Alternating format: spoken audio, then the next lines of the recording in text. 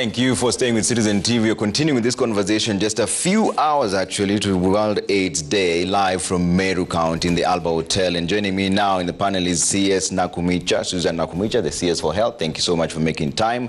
Dr. George Mugania is here, CEC Health, Meru County. Thank you so much for making time. And Dr. Ruth Naiboni Masha, CEO NSDCC, is back with us again. And CS, I'll start with you on this. When you came in, we were talking about the HIV and AIDS related deaths, and we noticed that there are 58,000 deaths in 2013, but they reduced to 18,000 in 2022. But we were having a discussion here and saying that this one life is one too many. How is the response based on HIV with the universal health coverage? What is the idea to ensure that that number reduces in view of the universal health coverage? Thank you very much, Trevor, and thank you, Citizen, for hosting me on the second day consecutively.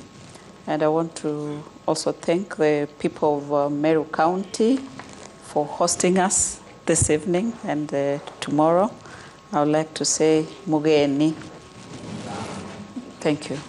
So, Trevor, you have rightfully said that the numbers have come down, but even one death is something. Because you ask yourself, whose relative will die next, or who is that going to be the next statistic to be counted? So there has been deliberate efforts that have been put in place for those numbers to come down that much. And 2 days ago, we were celebrating PEPFAR 20, which has been the greatest partner in ensuring and giving support to response of HIV/AIDS, and as a result, we have seen those reduced numbers. So as a country now, we are moving forward, and we've said our plan is universal health coverage. And universal health coverage basically means that we do not leave anyone behind, that Kenyans are able to access health care as and when they need it without suffering any financial loss. So how does that then rope in with the HIV response?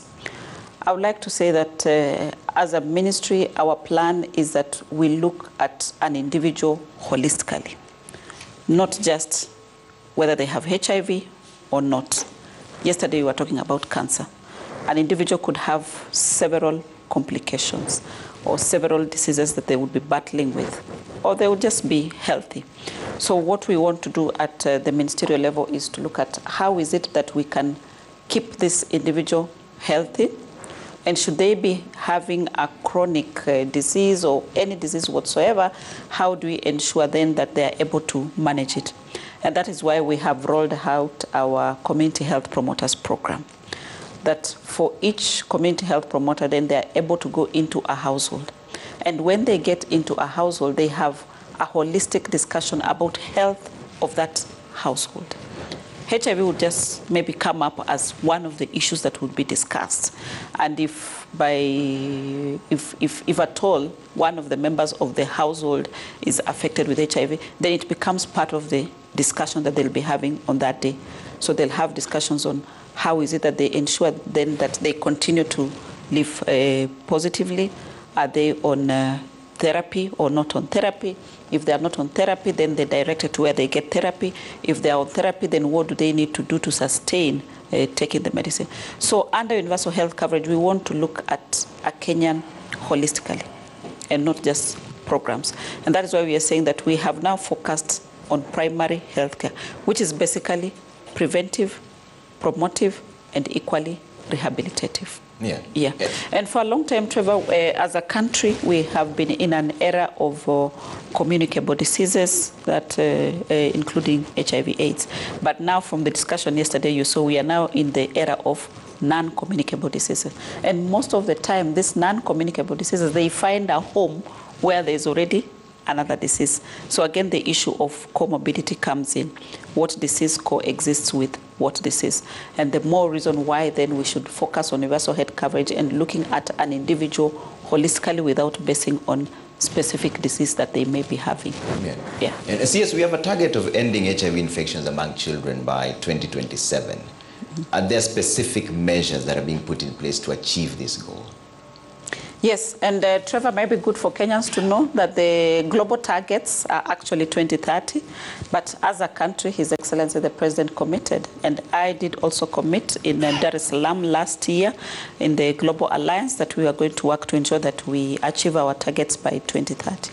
The specific things that we are doing as a ministry to ensure that we achieve this target is learning from the experiences that have been there. What are the barriers that would then would hinder us from achieving the targets that we have set?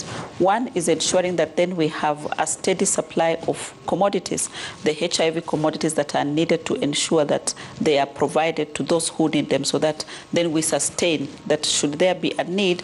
And the commodities mean the testing kits and the ARVs that are being taken. Then the other thing that we are also ensuring is that we have adequate HRH. And that's why we have rolled out, again, the Community Health Promoters Program. I know many people argue that community health promoters are not part of HRH, but from where I sit, they are part of HRH. And they're the people who are beginning from the base. So we want to ensure that we have adequate human resource for health to be able to deal with emerging issues in healthcare. The other thing that we are going to be working on to ensure that we meet our targets is leveraging on technology, Trevor, that then we are able to get accurate data. We are able to use the data that we collect to make decisions, and decisions that we make are informed from what has been collected, and it is targeted in terms of providing interventions. But again, that we are able to even interlink facilities, and we are able to use like telemedicine to provide care. You know, we are grouping our facilities into a primary care network where you have a hub and spoke, so that a facility that is not adequately equipped can even get assistance or technical expertise from a facility that is well equipped. And lastly is my pet on subject on health financing.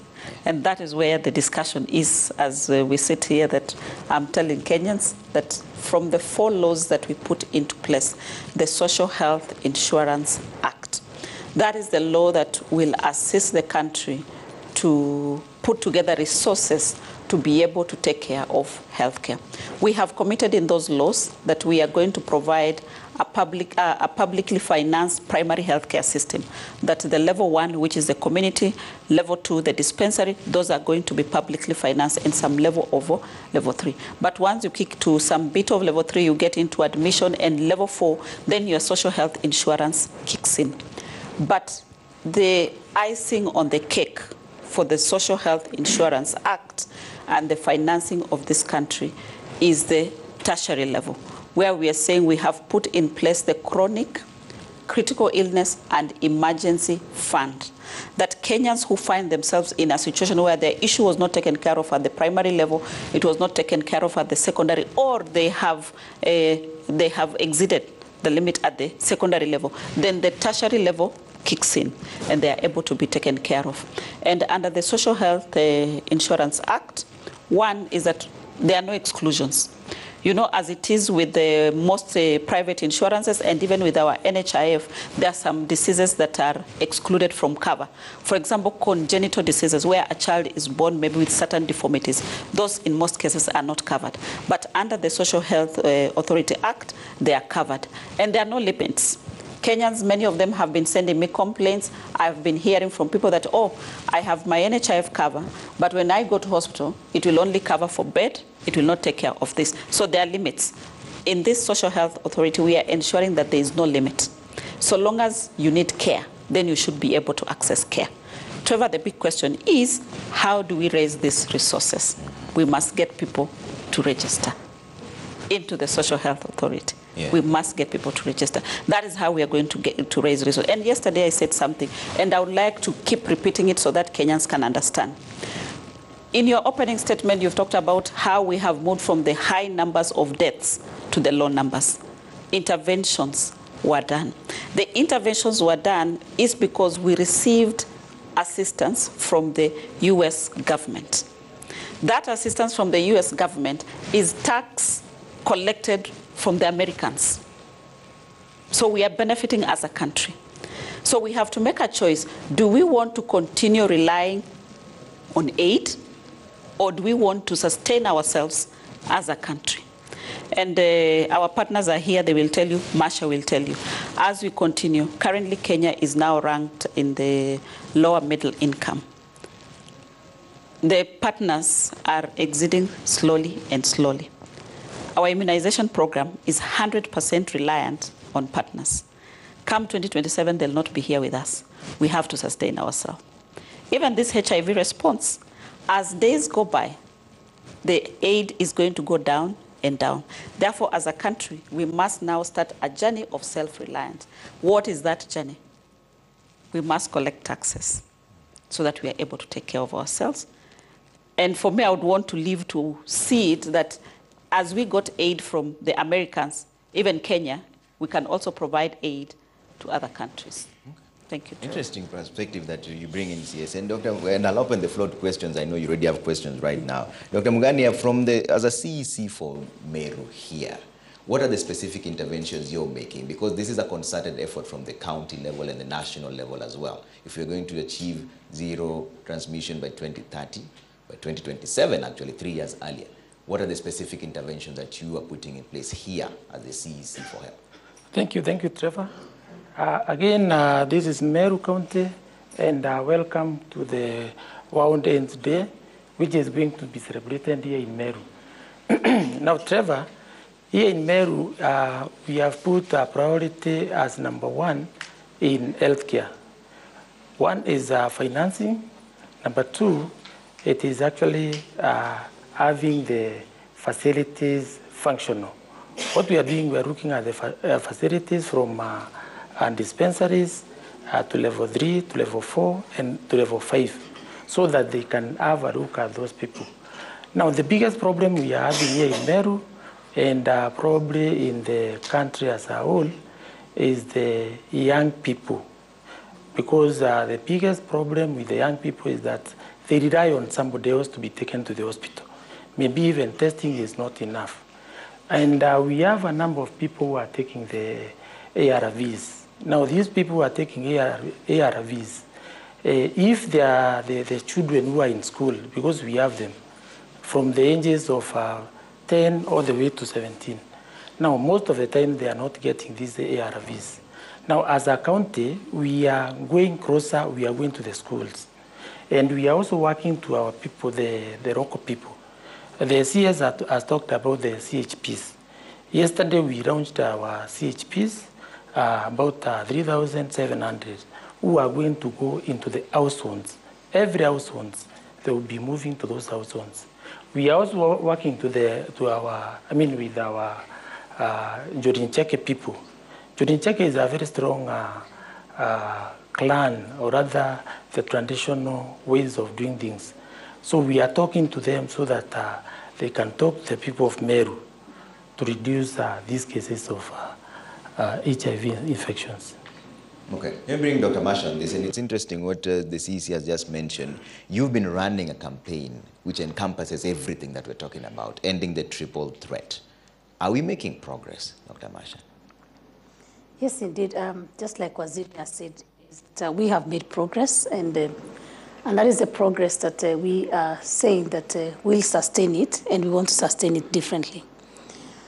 In terms of the children becoming mothers, yesterday we went to visit a hospital here in Mutuati.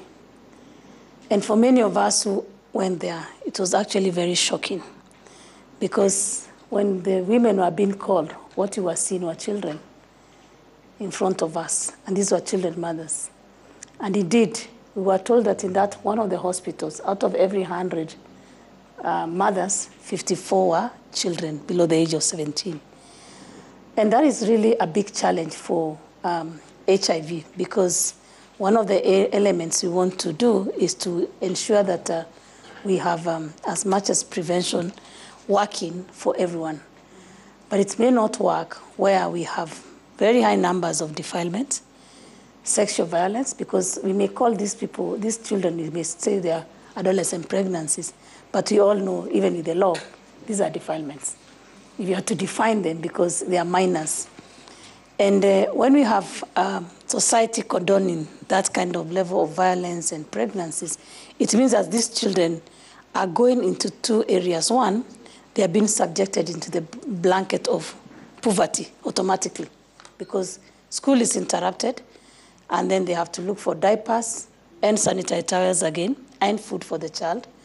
And then the children of adolescent mothers also follow the same cycle. And the triple threat is a commitment. We are saying that even if you put these children there, like we were speaking to them and start telling them about behavior change, these children probably, some of those who are defiled, did not do anything wrong. So the issue is a multi-sectoral approach. And Waziria is leading us because we have brought together multiple government agencies. And we are saying there must be somebody on the ground. There's a religious leader. There's George Ncheke, who are now becoming our partner.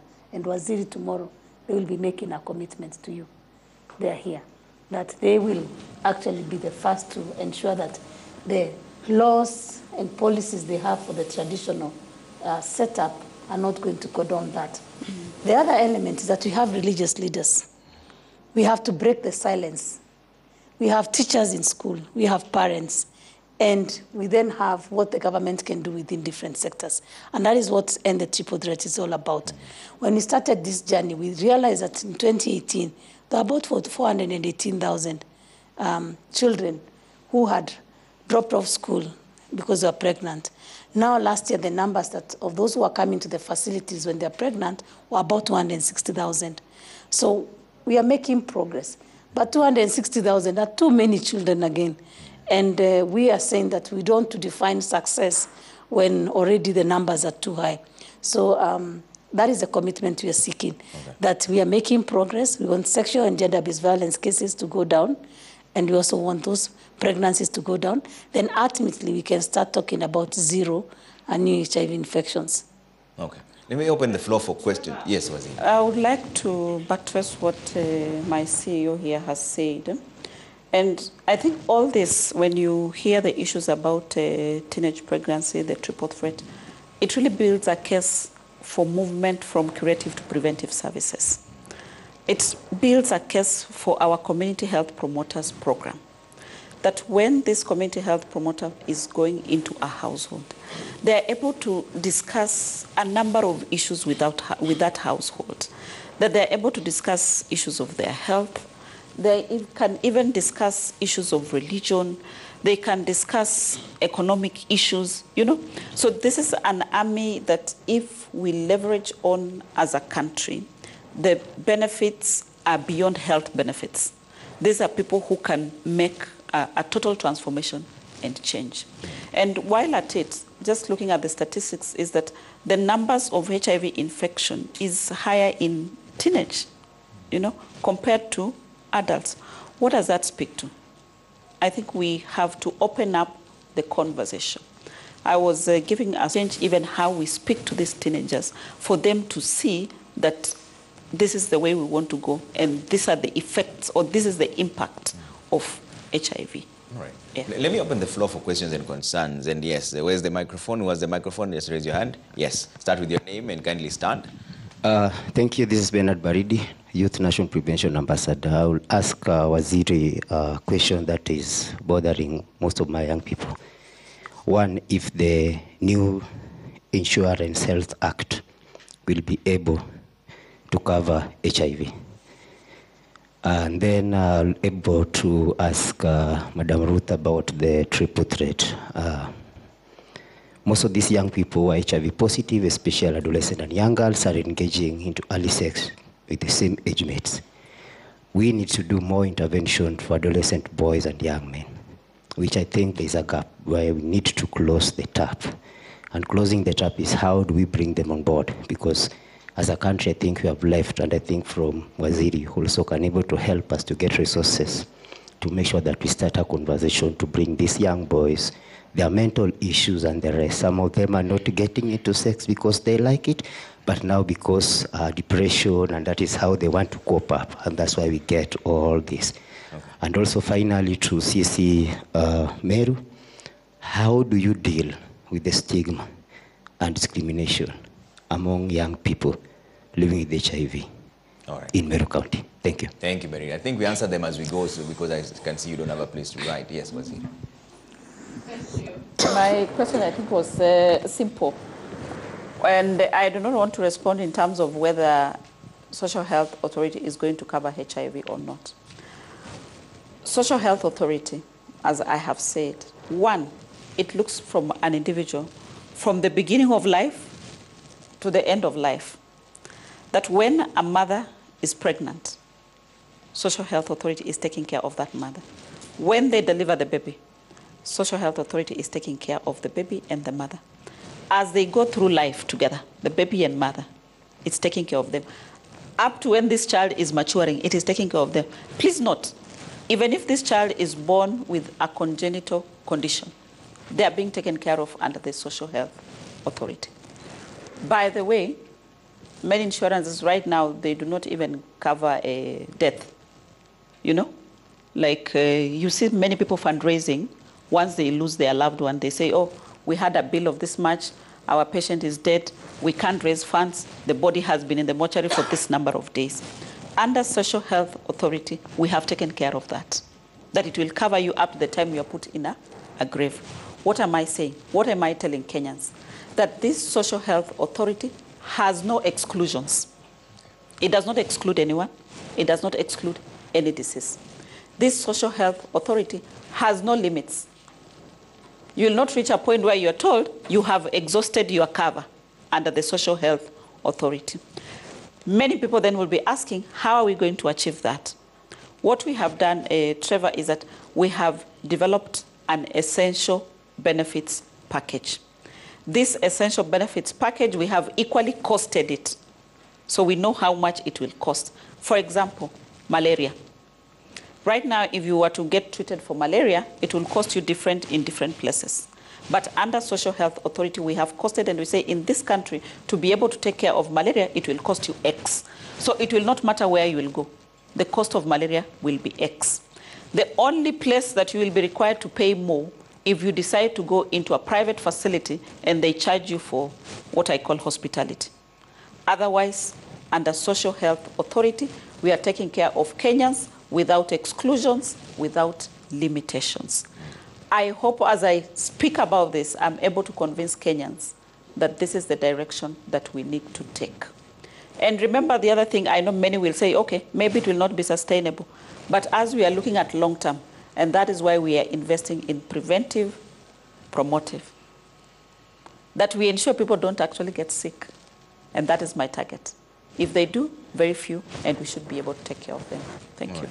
And there was a question from Baridi on how to deal with adolescent boys and young men against reckless behavior. And we have a representative from Jurincheke, Mr. Murangiri from Jurincheke. Kindly respond to that before we bring it to Dr. Masha. What is the best way of addressing young men and adolescent men against reckless behavior? Okay. Thank you, Trevor. My name is Josephat Murangiri Kirinya, Secretary General of Operations, Jurincheke Supreme Council of Ameru Elders. What we are doing as elders, we are engaging our parents to be available to their young boys, to mentor them how to grow being a healthy person, how to grow morally, how to grow to be a good father, how to grow. That is where we are missed is that we left parenthood, we went to look for money, thinking that when you get your child to school, you get your child good house, you get your child education, that is all. It is not true. That is where we missed. Mm-hmm. We need to mentor our boys, okay, our young boys, so that they can value themselves, okay, as we have been before. The trend of growth today is progressive. Yeah. So we need to move the current world. Okay. Yeah. All right. Thank you. So, but Dr. Masha, that was your question in terms of the interventions for adolescent boys and young men. Thank you very much, Trevor. We have 3 levels of addressing adolescent boys and young men, and one is dealing with the issue of positive masculinity, and which is what the elders are saying, mentorship. And we have a program now running, even as an institution of the government, for men and boys. And the other element we are trying to look at is what is the first behavior that we are seeing with the men and boys, and it's alcohol and drug and substance abuse. In fact, we have about 26,000 of people who inject drugs in this country who are contributing to very high numbers of HIV. Their prevalence is about 18.9%. Majority of them are men and boys, and the ages are getting younger and younger, like Nakanda will tell you. So what we are doing now is trying to say that let's not wait for them to start from alcohol to marijuana, then to heroin. If we can stop from the beginning, the smoking, then they don't have to graduate sometimes, because they graduate looking for something better. Then the other element is, again, education. And one of the things that the elder can tell you here, at some point in this community, it will be very difficult to get a young man who actually has finished university, because by the age of 11, you can see dropout of children, boy child. By the time they are 14, you see also as many of them dropping out. So when the girl is getting pregnant, the boy is also dropping off school. So that, again, is an element we have to look at. And the data, again, is telling us that for many years we had assumed that the boy child was doing very well, even in the transition in school. But they're not doing as well as we thought. Also, performance in school, the girls are picking better than the boys. And so those are the areas that we're thinking about, and also working with the different groups to address that. Okay. Dr. Mungania, there was a question for you in terms of how you're dealing with stigma. Thank you, Trevor. As we said, that we have very young people who are getting infected with HIV, and that is where the biggest problem is. And as the Njorinche Cheke said, we actually forgot about the parenting. Now, as a county, we are trying to go back into the roots. We are going back to the communities. We are trying to train the people who are going to train the others, and trying to destigmatize the HIV AIDS. We are talking to the people, and we are training them to talk to the other, the young people, and especially in schools. And we are organizing a number of activities when these kids are out of school, like sports, and we have people who are talking to them. Okay. And when they go to our facilities, the medical facilities, there are people specifically there who are going to talk to them. Okay. Thank you.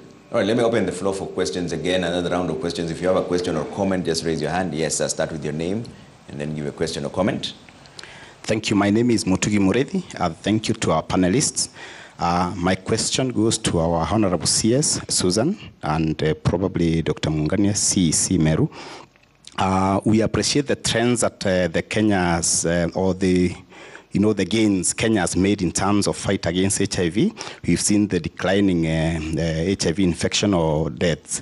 But when it comes to PMTCT, we know we are yet to hit the mark. We still have a lot of our children, way above 5% that are still getting HIV from their mothers.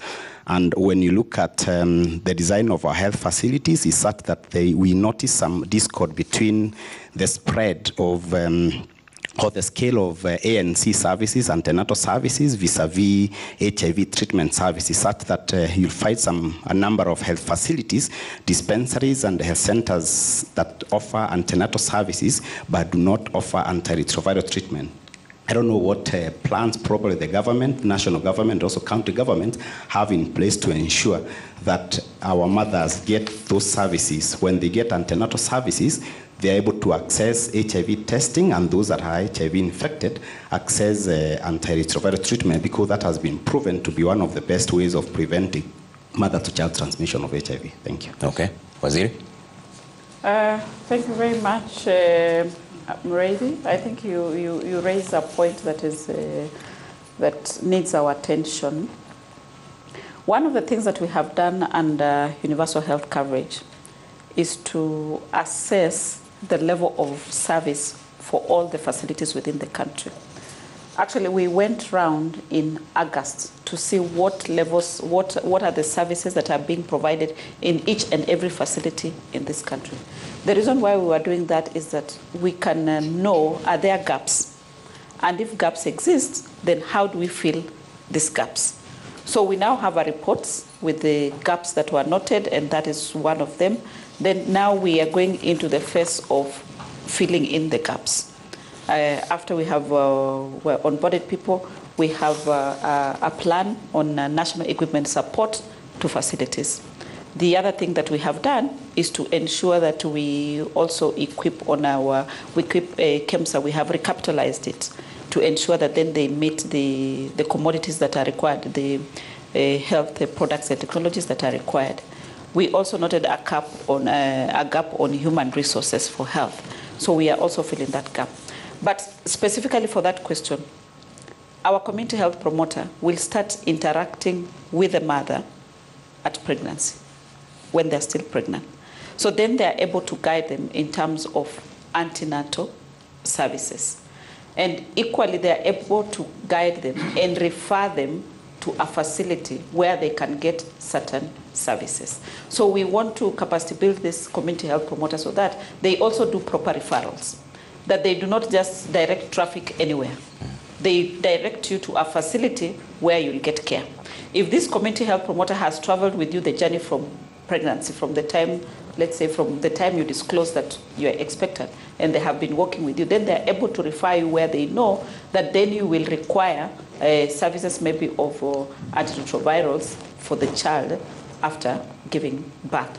And that is our commitment in the 2027, where we are saying that globally it's 2030, but for us it is 2027. So we want to break those barriers in terms of what he has explained, that you find that there's maybe immunization services, there are no ARVs for children. So we are trying to ensure that then we break the barriers in that manner. All right. But allow me to say something about what the Njuri Njeke said. And I think it brings us to our whatever for tomorrow. Let communities lead. Mm-hmm. When I arrived, I had some few minutes with the Njuri Njeke. And I asked them, do you have women sitting in Njuri Njeke? And they said, yes, they bring, they are the ones who serve us porridge when we are having meetings. So then I said, you know, some of these things, if we were just to work together as a community, it will resolve a lot of issues. So if the Njuri Njekes once in a while, they would bring a young man and listen to the young man and hear what are the issues that are affecting the young man. Then together they can get a solution.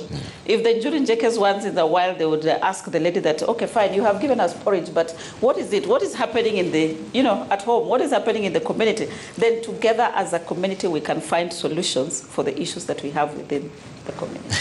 Interesting. We will, yes, any more comment or concern? Let's see. If you have a comment or concern, yes, back there. Yes.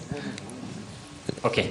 Thank you, Trevor. Yes. My name is Brian Corey, ACC, that is Assistant County Commissioner, Tigania Central Sub-County, Tigania Central Headquarters. Mine is just a commendation to the CS and also to Dr. Masha for, one, recognizing that there is a problem amongst our youth. The youth make up 90% of the productive population in any nation. And by addressing the triple threat, they're basically addressing a huge part of the problems we face today. It is also to bring another dimension where most of these things that we are facing, they bring in the aspect of mental health, and most of the people facing triple threat, they are really battling depression.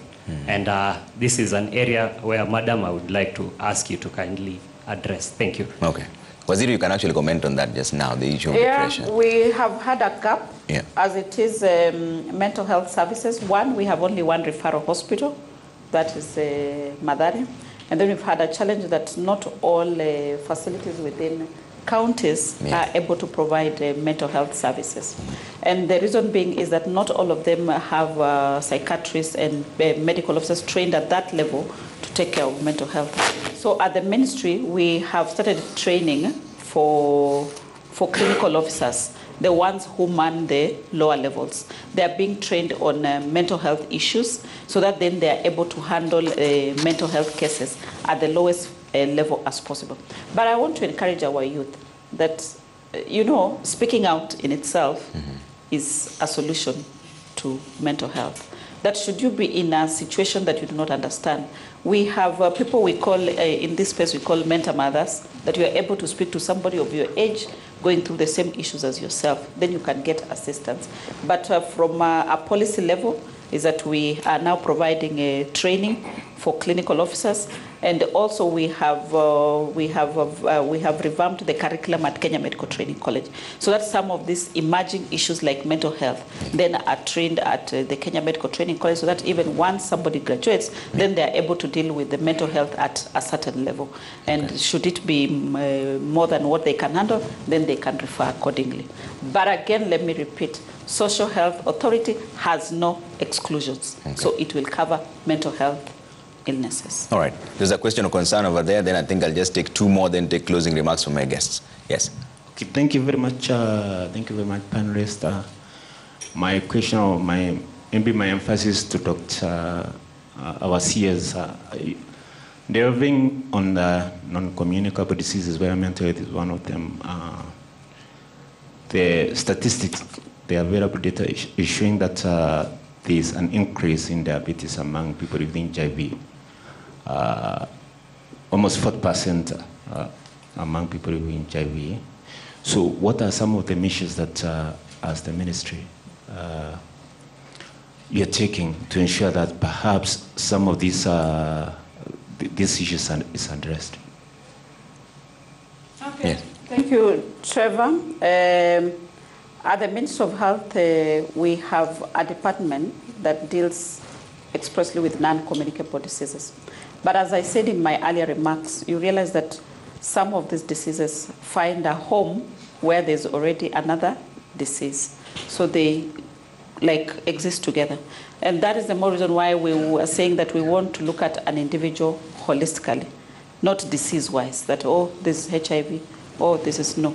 That then we are able, once, if we leverage on the community health promoters, remember one of the things in the community health promoters kit is a screening for hypertension and for blood sugar. So we hope that then we are able to pick them at the household level. And should we find that then somebody needs assistance, they are referred accordingly. But in terms of specific measures, maybe I would allow Dr. Masha to respond to that. Yeah. Thank you, Waziri. Indeed, as you said, one of the challenges is that, and we've seen this when we do medical camps. We're having a medical camp tomorrow. And you see most of the people who have been, they come into the medical camp would have probably gotten help at the household level. You find they have high blood pressure, they did not know. They have a high blood sugar, they did not know about it. So, and that is those are the cases that are now coming to the secondary and tertiary level of the whole facility. So those kind of diseases, the ability to prevent, to diagnose them early enough is key. Waziri, maybe let me mention that if you look at the cohort of people living with HIV, about 885,000 are older people from the ages of 35, and as the bulk is about 50 and above.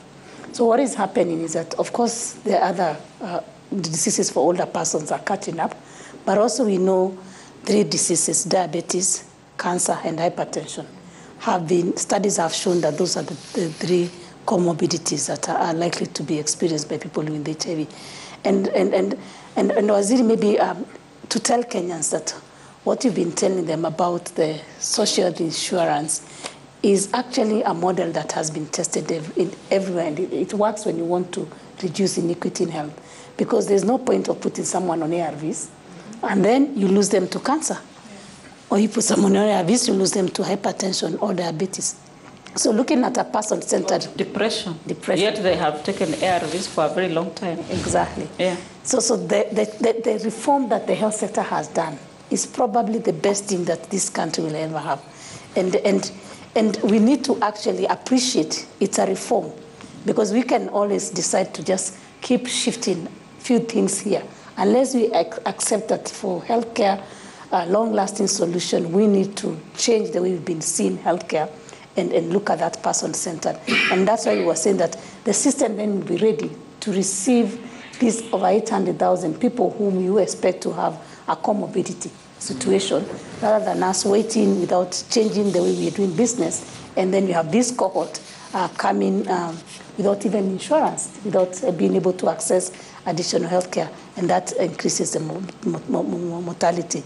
And we then have done disservice to the PEFA money of 20 years and Global Fund. Okay. And I come to Dr. George Mungania for closing remarks on this. What would be your picture of success tomorrow? Because I know you need to head out and prepare, and then I'll bring in the next set of guests here. But what is your picture of success tomorrow, being the host county? What would you want us to achieve? Thank you, Trevor. And I would want to add what Waziri is saying about the insurance. I think it is very important because we have been talking about it for a long time. Many Kenyans, they come to the hospitals, they are not able to pay their bills. And that's why we have so many Harambes which are being taken. Every day we have Harambes for health. So one of the initiatives for the national government is to bring that bill, which is actually very, very important.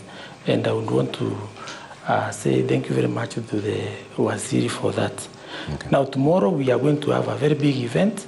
We have invited enough people, and we have made enough arrangements. We are going to have testings, or rather people are going to be checked for the BPs, for the cancer. We are going to have all the kind of services.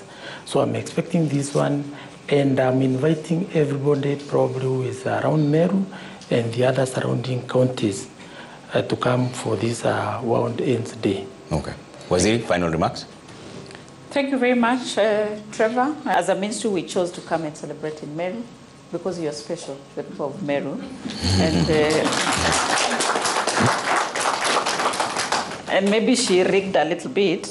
Because she comes from here. She's my CEO and she comes from this side. So maybe I agreed with her. So please, I'm looking forward to seeing the people of Meru.